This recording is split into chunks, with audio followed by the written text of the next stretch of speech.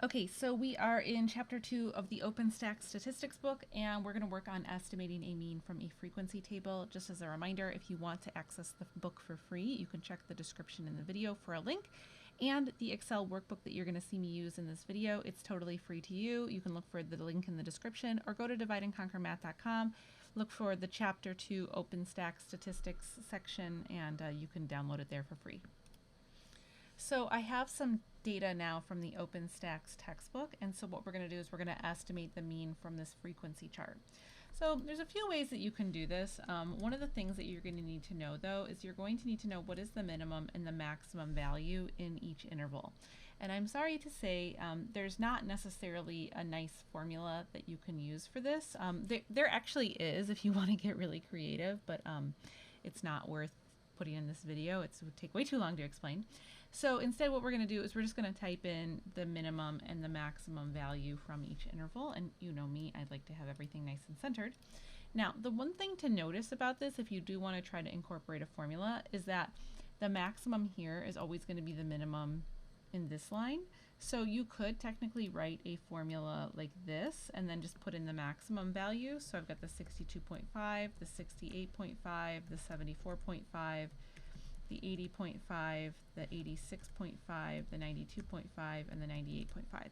So I want to just do a quick check to make sure that these min and maxes match the interval here.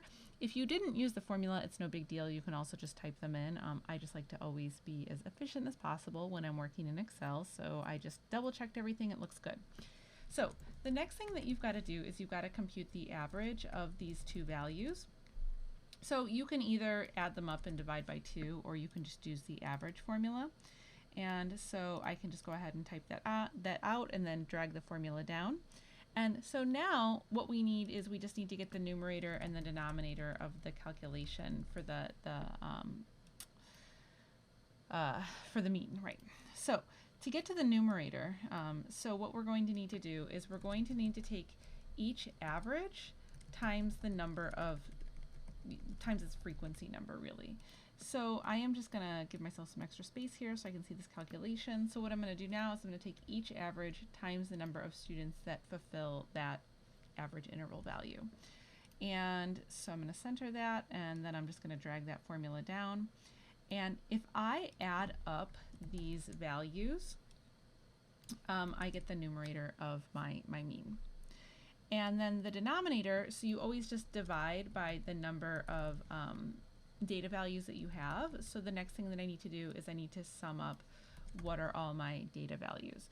So now I've got the numerator and the denominator of my calculation. So the estimated mean is going to be just taking this part divided by this part, and so I get this 76.855, so on and so forth. So easy exercise to do if you have Excel.